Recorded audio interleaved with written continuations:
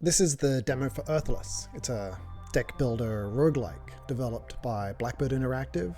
Really looking forward to this. I worked with a bunch of the team back at Relic. Today, I'm going to be sharing a bit more of a condensed video on some design thoughts that I had while I'm playing through. I'll also include a top summary at the end of the video. There's also a pretty broken shield build that I found close to the end, which you'll want to stick around for. I'm Andrew Chambers. Let's get stuck in. And let's just acknowledge really quickly that it is beautiful. You know, like, it is a really stunning looking game, which I'm honestly not surprised. Knowing Blackbird and somewhat knowing the team that's on there. So, add a Gemini missile launch would deplete to your discard pile. So it seems like this adds up over time. Let's try that one. Oh, I do wish that there was a confirm there. Or did I get all three of those? I don't really need to worry about heat right now. I like this because it's 5 and 5. Which is mathematically always going to be better than 1 and 1.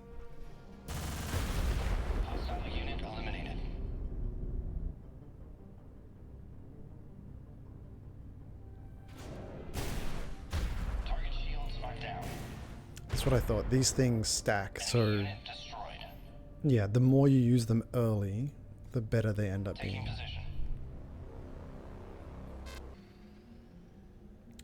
So this one has fog. Okay, so there's environmental effects as well. This is nice. It's got fog, so fog of war, and the enemies have their hull increased by 4. Oof, that's fun. Oh, I really want to vent heat so I can get out of here.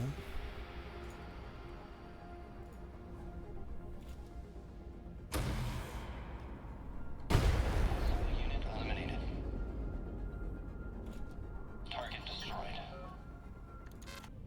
I don't really know what increased morale does. Let's see. Okay, so already had that though. Gain a barrage card. That's nice. Yeah, okay, so increasing morale means you gain cards. I'm going to assume that decreased morale means you receive negative effects, possibly negative cards. It'd be interesting to find out. Crafting, card, craft. And it's in my deck, right? Yeah. Is encounter the whole thing? Okay, so if encounter is the whole counter, this one might just be flat out better. This is nice. And when I look at this one and this one, they actually read as functionally the same because so many cards cost 1. So say you have a lot of 1. Yeah, this one would be good if you plan on getting high cost cards. And this one would be good if you're planning on just getting 1 cost cards across the board. This one seems bad. Unless you have a way to increase how much energy you have. Because by default, you wouldn't be able to spend all these. You'd have 5 in your hand and then you're done. There might be synergy that connects to missile launch, which might make it worth it. But if I remember correctly, dagger missiles are still 1 cost, which means the synergy would have to be an ability. Or equipment, whatever it's called. Every time you gain shield, deal 3 damage to adjacent units.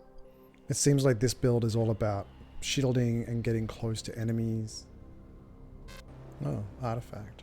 Give an attack card +1 range. Every 3 times you gain shield, gain 5 over shielded. Okay, every time you gain shield, draw a card. Draw 2 cards. On your next turn, lose 3 heat and draw 2 cards. Let's just lean in hard on crazy shield build and see where it gets us. Upgrading. Here we go. Select the card. Ooh, can I increase the range on that? I can. Oh, I like that. This is quite nice. Like the modifiers that you get. And then you get your own kind of upgrades to things. Yeah, the modifiers that you get in enemies add a bit more of a dynamic component to it. I haven't seen much variety in units thus far, but that's okay. I want to be right in the middle of everything. Shields activated.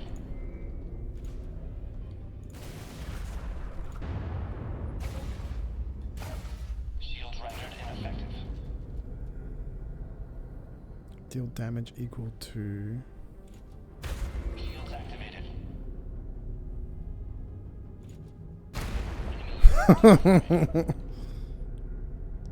Enemy unit destroyed.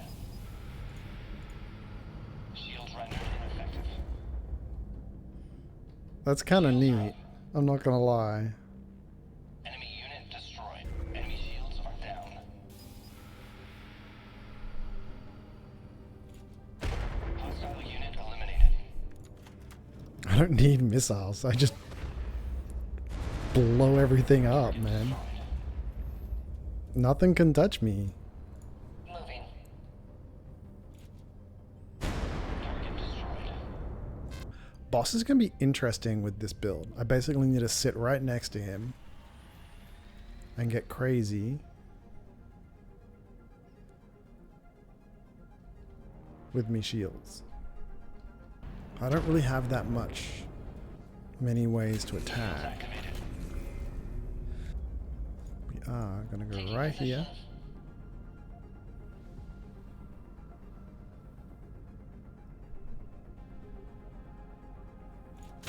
Shields activated. Target shields are down. Hostile unit eliminated.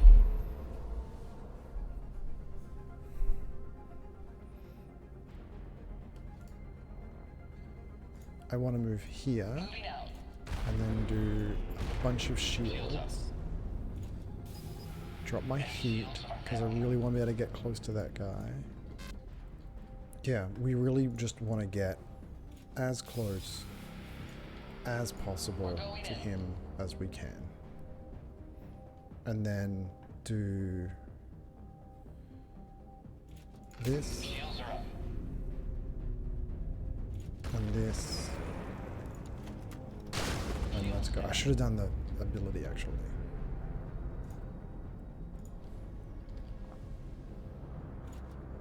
Shields activated. Enemy unit destroyed.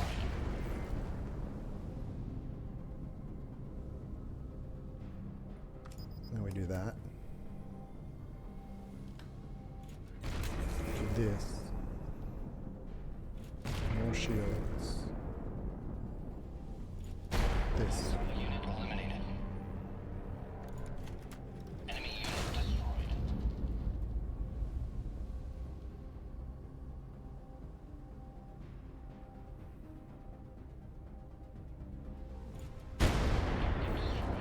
Do that.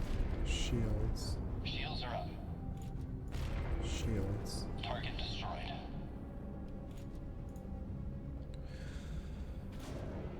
And just shoot him.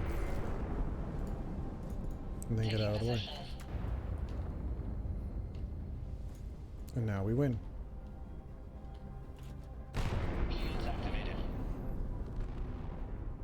Target destroyed. So thoughts? First off, it is just beautiful. Of course it is.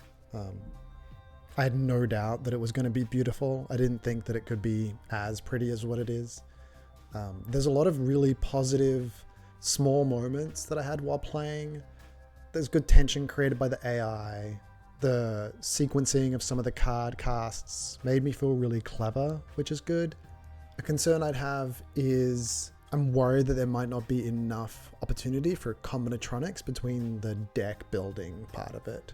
If you've played Slay the Spire, you'll know what I mean here. Each deck feels like it has a lot of depth and potential for mixing and matching and discoverability. I'm not sure that I saw that. I think the moment to moment, the encounters is really fun, I'm not sure if that long-term gameplay is going to exist, or at least I haven't seen it yet. Some of this is caused by all of the ships sharing the same resource loadout with heat, shield, energy. They're all the same, so they don't have enough difference between them in order to make them feel like, because those core resources are all the same, there's not enough opportunity for interplay between the cards and those resources. You can see it a little bit with the shield build. Yes, that is totally something that felt broken, it felt great.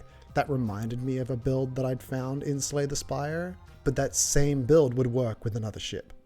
I also didn't see that much leverage in the keywords of status effects. They have a lot of them, like vulnerable, but I didn't see any play with that. There might be some opportunity to lean into this, you know, in the roguelike element of exploring the meta progression, maybe unlocking ships with different resources types, maybe the core abilities of ships play into those resources better, so then there's something that I can tie into with my deck. I think there's lots of opportunity there, and to come back to it, the core moment to moment is really fun. This progression part it's super necessary, but often finding that core is very hard, and it's great that they've found that. Yeah, that was great. I really enjoyed playing it, had a lot of fun. Congrats to the BBI crew for what they've managed to accomplish thus far. And if you like this video, go ahead and hit the like button. And if you like this kind of content, please do subscribe. It really helps the channel. Thanks all. See you later.